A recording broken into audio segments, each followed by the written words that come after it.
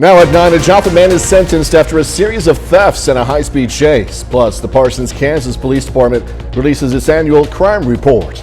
And why police over in Grove, Oklahoma, cracking down on crosswalk violations. The 4 states' most watched news starts now. Thank you for joining us tonight. I'm Jordan Albee. The suspect in the high-speed chase and a series of Joplin thefts from a senior living center, an apartment complex, also a hotel, gets a suspended sentence. He's Adam Gustafson of Joplin. Police arrested Gustafson in January after a safe stolen from a hotel was found near Cracker Barrel in Joplin. Police say Gustafson had fled in a stolen car and was suspected in the theft of a generator, tools, and other items. In a plea deal, Gustafson pleads guilty to receiving stolen property and gets 5 years probation. Parsons, Kansas Police released its annual crime report for 2021 with data compiled from the Kansas Bureau of Investigation. The data shows the crime rate per capita is the lowest it's been since 2014. Violent crime is the lowest it's been since 2016. Property crime is the lowest since 2018. The numbers show that 2021 has the lowest amount of total crime reported since the PD started collecting data back in 2003. Police chief says it's hard work paying off. But to be able to actually see some success for a lot of hard work, sweat, toil, missed days off, missed family events, a lack of vacation time, this actually is about as positive as it can get, in that circumstance. You can view the entire report on our website, KOAMnewsnow.com. City of Grove, Oklahoma is trying to inform its residents about dangerous situations in crosswalks downtown in particular. KOAM's Yana Atala spoke with police and residents about this issue. Constant incidents on the crosswalks in the city of Grove have caught people's attention. We talked to a chief police and a local resident about the problem. The Garden Club has been working downtown in the flower beds, and so they've told us of numerous incidents where people have been close, near misses with cars hitting pedestrians. So obviously that makes us real concerned. As the city has gained more shops and restaurants, police department in Grove is aware of the problem with their traffic and crosswalks downtown. At times, cars don't stop for crosswalks, but pedestrians need to pay attention as well. Pedestrians not using the actual crosswalk to cross the street. A local resident has seen incidents happen himself. I'll just walk and they'll stop. And, as you can tell, like the big truck, he's not going to stop. I mean, he can't stop. He's big. He says if the warning lights were brighter, drivers could more likely see them and stop for pedestrians. Additional signs could also help. We put the flashing yellow lights around it saying there's a pedestrian crosswalk coming up. At the moment, police is patrolling nearby the crosswalks and giving warnings. According to the chief, if warnings are not enough, other ordinances will be issued. If that doesn't work, then we'll go to issuing citations for violations. But so far, the city has been lucky with avoiding any accidents. We haven't had any car pedestrian accidents, thankfully, yet, but that's, of course, what we're trying to avoid. In Grove, Yana Haudala, KOAM News. Chief Moore says they're listening to residents' suggestions to make the downtown crosswalks even more safer. Miami Regional Chamber of Commerce hosted its inaugural Women in Business Connection Conference. Professional and local speakers spoke on how to be authentically you. The conference consisted of general sessions and workshops throughout the day with vendors set up promoting and selling goods. The goal of the conference is to bring women together to celebrate the power of sisterhood. So it means a lot. It's actually helping learn to speak, not be nervous, how to control your nerves to speak, and how to speak our truth and how to speak just in public. Take away the nerves and the anxiety of public speaking. Some of the workshops and session topics included networking with confidence, branding your authentic self, and embracing your authentic voice. Steadley Elementary in Carthage celebrated a lot today. Kindergarten through 3rd grade celebrated Constitution Day by reciting part of the Constitution, then heading outside for a surprise as truckers drove by the school in honor of Truck Driver Appreciation Week. And I try to teach them the importance of truck drivers and being respectful of them and appreciative of them. When they grow up and become drivers, they need to be patient with truck drivers and what they do. But everything we have on, everything we eat likely came to us from a truck. We need to be appreciative of that. There are a little under 2 million truck drivers here in the U.S. Speaking of truck drivers, a company that has a lot of them, CEO of FedEx with a gloomy message about the economy, agreeing that a worldwide recession is coming. His company seeing a dent in demand, he says, and it comes at a time where the U.S. is still feeling the impact of the historic inflation. Fox News senior national correspondent Rich Edson has a closer look tonight from D.C. I think so. You think we are going into a recession? I think so. A grim warning from the CEO of FedEx. The company is seeing a slowdown in spending and a decline in delivery demand.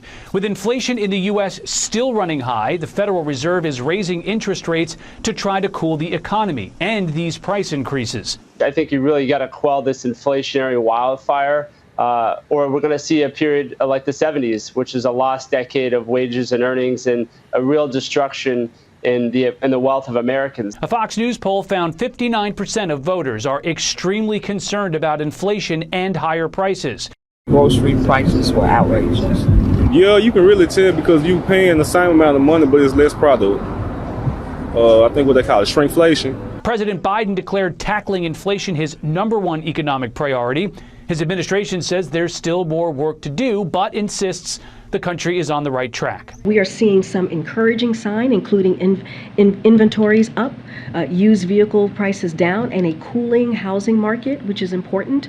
It will take more time and resolve to bring inflation down, which is why, again, we passed the Inflation Reduction Act. Federal Reserve officials will meet next week with an expectation Chairman Jerome Powell will announce another aggressive rate increase.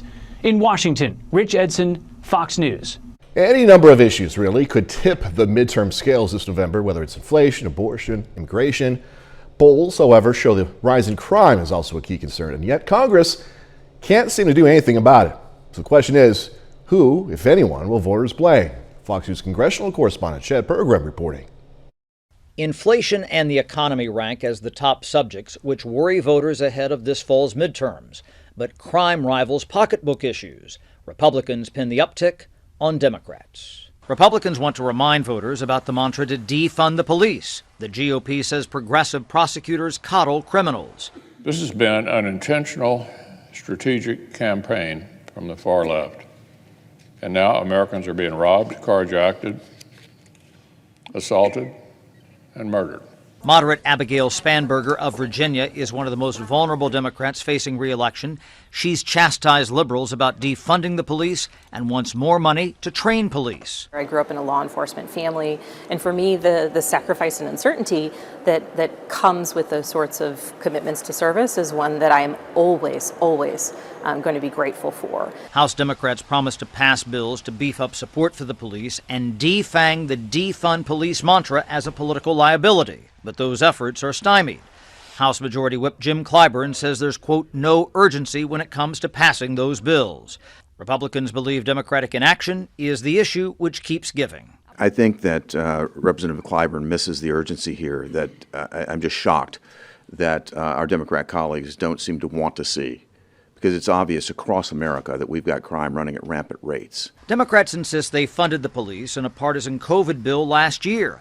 Democrats take aim at the GOP. It'd be nice if the other side were cooperating more in that. Unfortunately, we're faced with a MAGA Republican Party that's calling on us to defund the FBI. We think that's crazy. The debate on both sides is laced with election year politics. Both sides are trying to go to the extremes to, again, instill fear, to threaten voters, to make them fearful of the other side and bring that to the advantage of them in November's vote.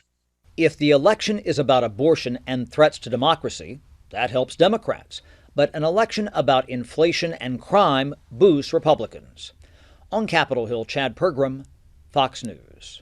KOAM News at 9 on Fox 14 takes this time to honor another four-state hero. Lisa Milner has served in the U.S. Air Force. She was stationed in various locations, including the Pentagon, receiving several awards. We are proud to thank and salute Lisa Milner. She's tonight's four-state hero. Sam is next with completely the forecast, and later a Pitt State tight end emerging as another offensive weapon early in the season for the Guerrillas. Details in sports. Well, friends, it was another warm day across the four states with temperatures in the 80s, even some 90s out towards the west. We had a little bit of taste of fall over the last couple of days, but that is going to be coming to an end as summer returns with a vengeance. We'll get to that in a second, but right now, nice evening at the Indigo Sky Casino and Resort down in Seneca, Missouri, along with the football game going on down there with Lamar this evening. All right, this afternoon we made it up to 88 degrees, starting out at 61, which was above normal for both the high and the low. Records are 98 back in 1954 and 42 back in 1979. Over the last couple of days, we've been seeing temperatures above normal. So far this month, we've had 12 above normal, 3 below, and only 1 normal day out of the whole month of September as of yet. We're going to see lots of more above normal days, unfortunately, in the coming days to come. All right, radar is pretty much all clear across our area. There were a few showers up to the north. They are now moving over into central Missouri around Jeff City, Osage Beach, and Sedalia right now. And if you're wondering about the lakes, if you're heading out to the lakes this weekend, they are slightly below normal over there in southeastern Kansas at Elk City Lake as well as Big Hill Lake. Grand Lake down in Oklahoma is also below normal at 1.16 feet below. And then Beaver Lake in Arkansas is 1.66 feet below normal. And Table Rock is already down to 3.5 feet below normal. But the champion is up at Stockton, where they are 5 feet below normal because of the lack of rainfall. So we desperately need some rain in our area.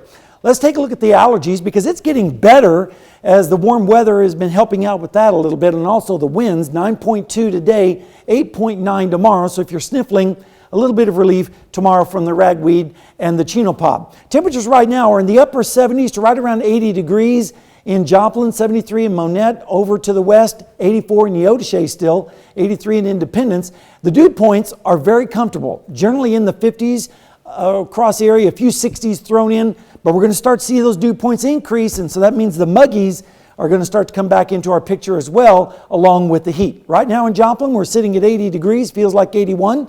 Dew point is 59 currently, and the pressure is falling. Future track forecast looks like this. Tonight, mostly fair with lows generally in the 60s across our area, with the best chance of rain up to the north out of our area. Then tomorrow, the heat returns. Temperatures above 90 degrees in a large part of our area, 94 in Eureka, 92 in the Ville, 90 in Grove, 80s off towards the east. And as we go through Sunday night into Sunday morning, we're going to see lows in the 70s across our area with south winds. Then on Sunday afternoon, check out these highs. Close to 100 degrees again out towards the west, around mid-90s here in Joplin, and slightly cooler off towards the east. Then Monday morning, we're going to see lows once again in the 70s with our winds turning around to the southwest, which is a warm direction for us, around 73 here in Joplin. Over the next 7 days, cover your eyes if you don't want to see this, but 91 tomorrow, 94 Sunday, 97 on Monday, 98 on Tuesday. I just couldn't bring myself to throw 100 up there, but wouldn't be surprised if a few folks do hit 100. And then on Wednesday, that 97 would break the record. I dropped it down on Thursday and Friday because there's a hint that there may be a cool front drop down, but some of the late data indicates that it may not happen. So we'll have to wait and see on that. Tell that new data to just stay away, you know? I know. Sam, We're trying. We'll see in a little bit, man. So picture this, you're at Disney World, you just paid $23 for a ice cream cone, something like that. Disney World guest, and he experienced this. An unexpected surprise at the park this week. Yes, capturing these dramatic images yesterday. Giant funnel cloud was spotted hanging over Epcot as severe weather moved through the area. Now, the cloud didn't cause any damage, but it did lead some visitors to panic and run for shelter. I don't see any of that, though. You know, either you see people staring at it, so you either see that or people not knowing what's going on, but thankfully, regardless, there was no damage, right? All right, coming up, tropical storm. Fiona sets her sights on San Juan. I'm Fox Weather's Will Nunley. A report coming up. FedEx isn't feeling too optimistic about the future. The company says a slowing economy is going to cause it to fall $500 million short of its revenue target. There's a lot of issues at play here. The global economy has weakened, particularly in Asia and Europe, which has hurt FedEx's express delivery business. Here in the U.S., FedEx Ground Service is taking the hit because of the economy. As Tropical Storm Fiona zeroes in on Puerto Rico, we head to San Juan, where Fox Weather's Will Nunley reports on how the island is preparing ahead of the storm. At the very least, this is a vacation ruiner, at least this weekend for a lot of people here. At its worst, we have concerns about the inundation of rain causing mudslides in some of the more mountainous areas here in Puerto Rico. Also, the very delicate electric grid. Think about what we just went through in Jackson, Mississippi, with infrastructure that's already so delicate that when you have any type of storm activity, it really causes big problems. That's a situation that Puerto Rico finds itself in many cases with the electric grid. With Maria just devastated so much of this island, that electric grid is still very much in a delicate state. So any of the storm activity that we could see from Fiona could have big implications in terms of electricity here on the island. Meanwhile, at this hour, the red flags are out on the beach. They're warning of the rip current possibility, encouraging swimmers to stay out of the water. The surf is relatively calm, but we know that that's going to change over the coming hours as we get closer and closer to these outer bands starting to make an impact. And we absolutely see an inundation of rain happening here over the next 48 to 72 hours. Meanwhile, the airlines taking precautions as well. Many of the major airlines going ahead and issuing flight waivers for people that may be traveling to places like the U.S. Virgin Islands and here in Puerto Rico. Your Fox Weather team is on the ground, and we invite you to stream along with us all weekend for the latest on this developing story. In San Juan, Puerto Rico, Will Nunley, Fox Weather. All right, still ahead, it's Friday, so let's go ahead and talk some video games. Nintendo unveils a massive lineup coming in 2023, including a sequel to what many feel is the best game of the modern era. I'm Eamon Dignam in New York. I've got the details coming up. California is set to become the first state to bar online companies from profiling children or using personal information in ways that could harm them physically or mentally. Governor Gavin Newsom said in a statement he signed a bill into law that will require tech companies to follow age-appropriate design code principles aimed at keeping children safe. Companies going to have to eventually submit a data protection impact assessment before offering new online services, products, or features attractive to children. Gaming giant Nintendo may be known as the House of Mario, but it's looking beyond its major franchises for its 2023 releases, with one notable exception that's set to take the gaming world by storm. Fox's Eamon Dignam has more in this edition of our Fox on Tech series. Nintendo sure knows how to build excitement. In their latest Nintendo Direct presentation, the House of Mario announced the sequel to their critically and commercially acclaimed Legend of Zelda: Breath of the Wild, which has been hailed as the greatest game of the modern era. As one of Nintendo's most successful franchises, fans have been waiting for any Zelda news since the sequel was announced back in 2019. Originally set for a 2022 release, the game was pushed back to 2023. Many believe due to the coronavirus pandemic. The new trailer for Legend of Zelda Tears of the Kingdom shows the elf-like hero Link opening a huge door before free-falling out of the sky before showing gameplay. The game itself is expected to drop on May 12, 2023. Also announced, real-time strategy game Pikmin 4, a sequel to cult hit role-playing Octopath Traveler, and Just Dance 2023 edition, an exercise game. Nintendo also announcing they've set an impressive new record, selling almost 3.5 million copies of the new game Splatoon 3 in just 3 days. In New York, Eamon Dignam, Fox News. New type of machine promises to make you feel like you're chasing the bad guys in Star Wars. Real life this time. Visits a Detroit Auto Show next. Flying motorcycle taking off in the U.S. I think this is so cool. Look at this. Japanese startup company just showed it off at the Detroit Auto Show. It can fly for 40 minutes at one time. It speeds up to 62 miles an hour. It's already on sale in Japan. I mean, of course, right? You can buy the X Turismo here in the U.S., though, starting next year for $777,000. The company behind the flying bike will go public on the NASDAQ later this year. I want one. The missus is going to say no when she hears about the price, but I still want one. You never know. 30 more minutes news, weather, and sports coming away. After months of planning, the 4 States Music Festival kicking off in Pittsburgh. It's all hands on deck as the Biden administration works to stop Republicans from sending migrants out of state. I'm Alexandria Hopp at the White House, and I'll have the details coming up. 4 States Music Festival is finally here. Social House Entertainment hosted the event tonight over at Pitt State. Featured country music artists including Chase Rice, Parmalee, Cameron Marlowe, and Adam Doliak. There's also plenty of dancing, lawn games, and some good barbecue. Artists and art fans gathered today at Choplin's Empire Market for day one of the Choplin Arts Fest 2022. The event brings in artists from across the region to showcase and sell their work. There's also live music, good eats, a community art project that people could participate. I think it's great. Like it's it's been a rough few years for events and for the art event industry in particular. So I think we're really trying to start rebuilding these types of festivals. The Art Fest is going to continue tomorrow from 10 in the morning to 3 in the afternoon. A local skate park in Parsons, Kansas is in need of repair. According to skaters of the PKY skate park, they were promised by the city 15 years ago to repair the skating ring, but they still haven't seen the promise fulfilled, they say. So now they're holding an event tomorrow to skate and sign petitions for the skate park. It needs renovation. It's been about 15 years past due. It's rust, bolts coming up, coping is aged to where it's not safe and your trucks get caught on there when you go to do certain tricks. Skaters say they want a better and safer skate park in general. Officials in Massachusetts moving migrants from Martha's Vineyard to a military base on Cape Cod this day after they were flown there in an escalation of the political battle over the border. Fox News correspondent Alexandria Hoff has more from the White House.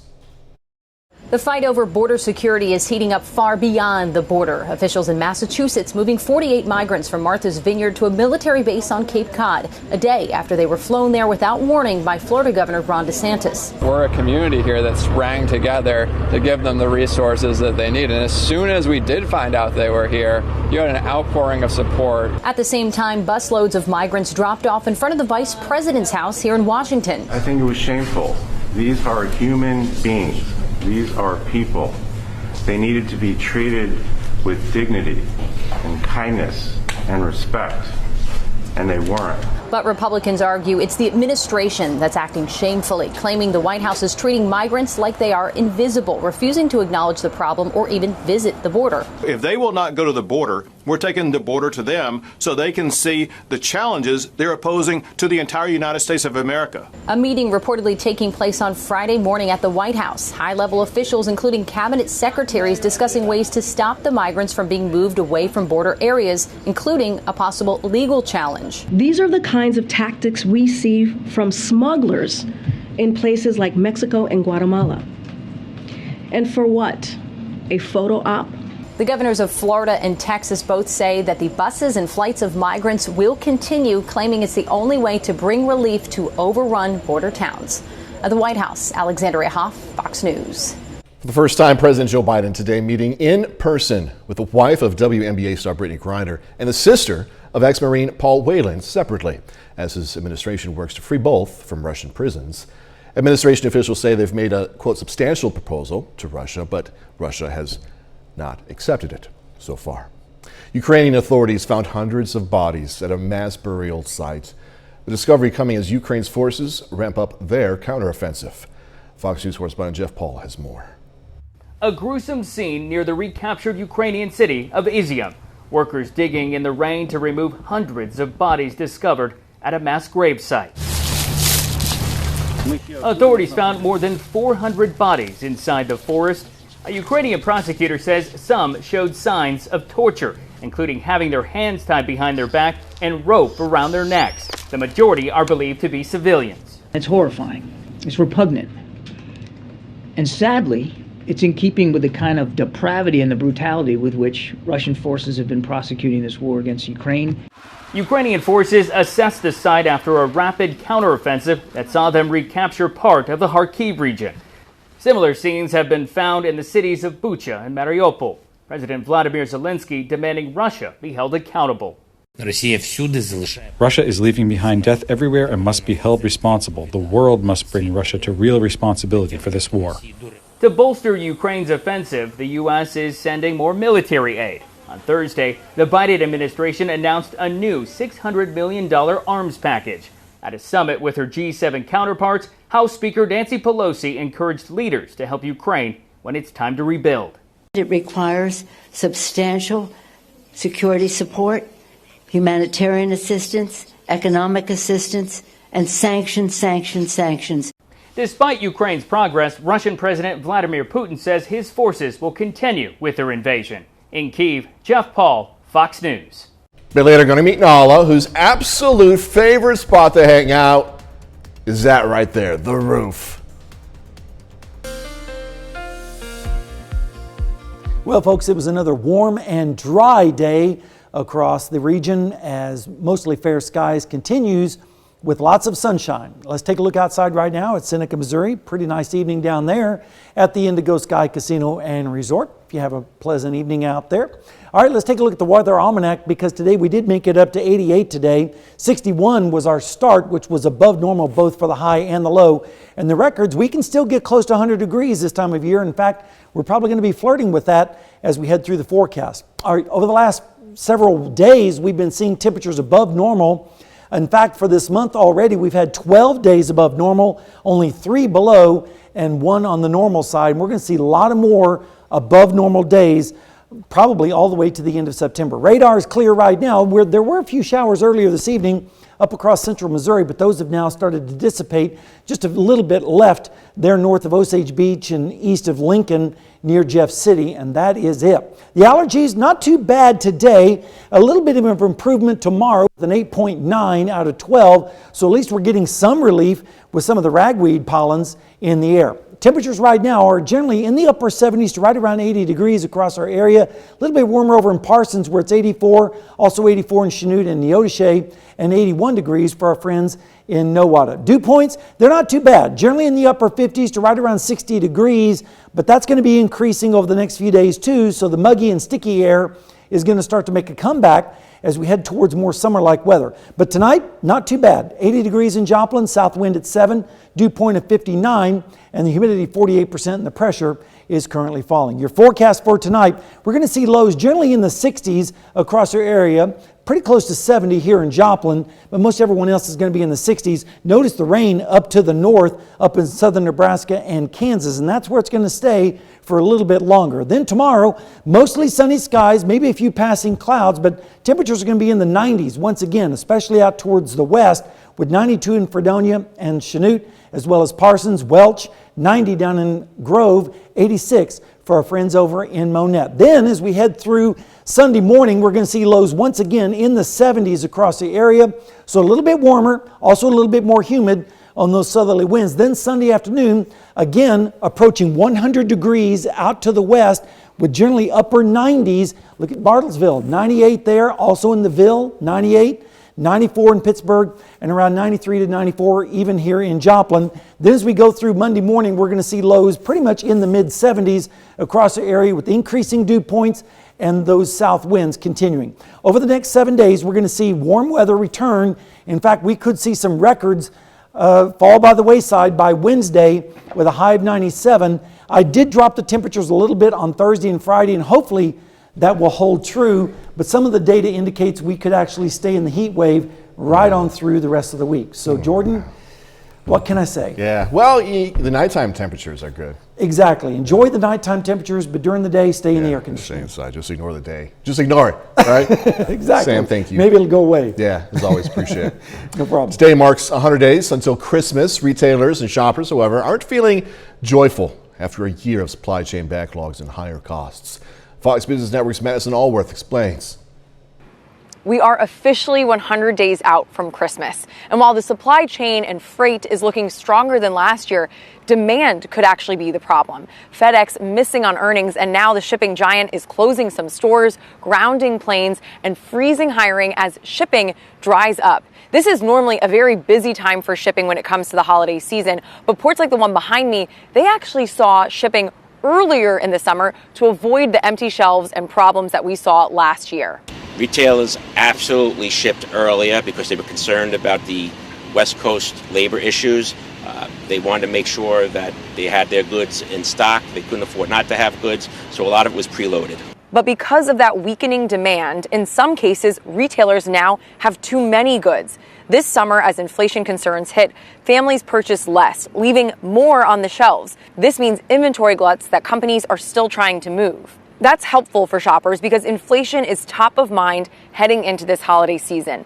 Excess inventory means sales, and 41% of shoppers are seeking discounts for this holiday season. Some 27% are already shopping to grab those deals.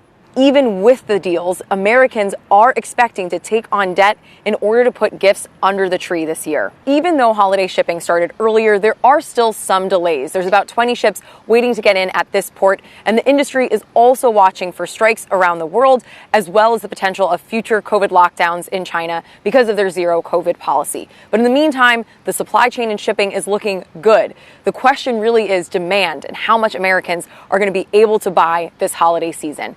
In Bayonne, New Jersey, I'm Madison Allworth, Fox Business. Coming up in sports now, Pitt State cross country preparing to open the season Saturday at the Missouri Southern Stampede, plus Missouri Southern football aiming to back-to-back wins at home tomorrow night against Central Oklahoma. Jacob Leonard has that and more next.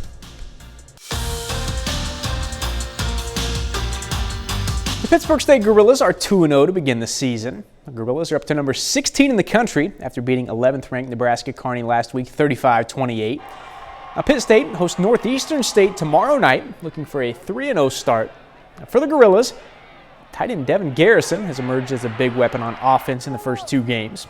So far, the 6'6", 220-pound junior has 9 receptions for 142 yards and 2 touchdowns this fall.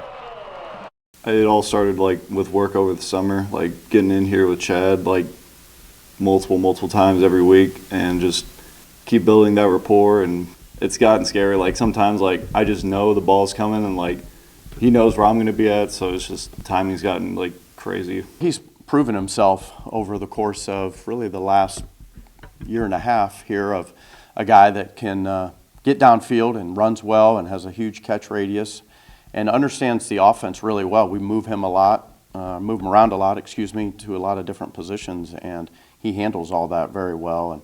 And it's great to see him producing, on game day now. The Missouri Southern Lions are also at home tomorrow night, hosting Central Oklahoma. The Lions are aiming for back-to-back wins after going on the road and beating Northeastern State 30-13 last week. The Southern defense coming off a good performance, allowing just 286 total yards to the Riverhawks last week. They'll try to put out another good showing tomorrow and give their offense chances to make plays.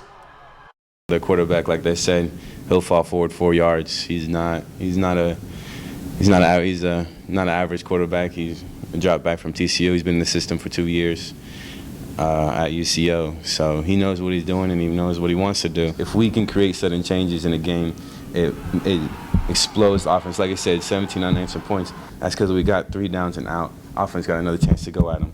The more chances offense has to go at them, the more chances we have an opportunity to score. The cross-country season begins tomorrow morning for Pittsburgh State and Missouri Southern. The Lions host the annual Missouri Southern Stampede beginning at 8:30 a.m. Now, for Pittsburgh State, it's a chance to get a feel for the same course they'll be competing on for regionals later this fall. That's an important factor in us coming to this Missouri Southern Stampede every year. There's tons of benefits to going and competing at it. One of those being to learn the regional course, because it's not there every year, but it's there almost every year. So as much as we can know about that course, the better off we'll be. We know that Missouri Southern, when they compete there, they typically do extremely well because they know every inch of that course, and they'll be ready to go at regionals and this weekend, I'm sure, too. And that's it for sports. Be sure to join us right back here on Fox 14 at 11 o'clock for Press Box. That's a 30-minute show, all high school football. We'll have highlights and scores from all across the area, including Girard, Galena, Seneca Lamar, Joplin, Webb City, and more. We're back after this. This is such a neat story. A community in Glendale, Arizona has a unique neighbor, shall we say, who likes to keep an eye on things from up above. She's really a goat. She's not a dog, as you're going to see in this story. Fox's Stephanie Bennett has more. One day my mom was leaving for work. She just sent us a picture in the group chat, and we saw that our dog was on the roof. And she asked me if I could get her down because she honestly thought she was stuck, but she wasn't. She knew how to get down. Ever since that day, 3-year-old husky Nala spends most of her time hanging out on the roof. Our roof is about a foot and a half high. She loves getting on the roof and enjoying the view. Seeing people drive by or cross the street. Her owners say her favorite thing to do is take a quick dip in the pool, climb the spiral staircase to the backyard deck, then hop on top of the roof, watching everything from the mailman to children walking home from school. There's been plenty of times we try to block the gate off, on the stairs, but she just keeps going and going. She's a lateral dog, so she easily jumps over. Soon, Nala started gaining a following, both on the ground and online. Many, including animal rescue crews, even came to their door, thinking she was stuck and needed rescuing. Stay there.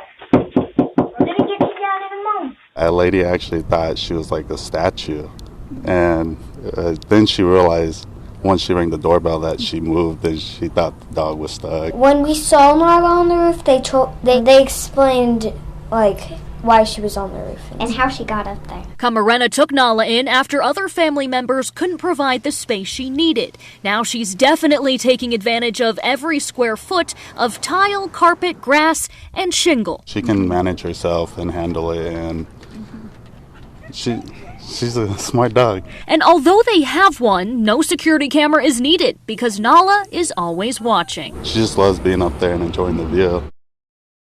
Got some Aerosmith news. Hollywood Nation coming your way. Classic horror film heads back to theaters. The spirit of an iconic singer lives on, and more. Fox's Kristen Goodwin has all the latest from the Hollywood Nation. I know how to sing. Aki channels her inner diva. Rock legends return to Sin City, and an iconic boogeyman gets more screen time in the Hollywood Nation. Come and get me. The Michael Myers and Laurie Strode saga may be coming to a close October 14th with Halloween Ends, but horror fans will get the chance to go back to where it all started. In celebration of the spooky season, John Carpenter's 1978 classic Halloween will be re-released in movie theaters for a second year in a row, as well as the sequels Halloween 4, The Return of Michael Myers, and Halloween 5, The Revenge of Michael Myers. The trio of films start screening in theaters this month. Aerosmith is back in the saddle again. The legendary rockers return to the Las Vegas stage Wednesday night to resume their Deuces Are Wild residency at the Dolby Live at Park MGM. The band canceled its June and July dates while lead singer Steven Tyler sought substance abuse treatment when he relapsed after having foot surgery. You start the show tonight. And Naomi Ackie transforms into a music icon in today's first looks. TriStar Pictures released the trailer to I Want to Dance with Somebody, featuring Ackie as late singer Whitney Houston. The film, arriving in theaters December 21st, is a biopic based on the life and career of the legendary singer. In Hollywood, Kristen Goodwin, Fox News. And that's our time for tonight. Thanks so much for joining us. Going to leave you tonight with video of animals at a Siberian zoo. Hey, have a great, safe weekend. Do this all again tomorrow. See you then.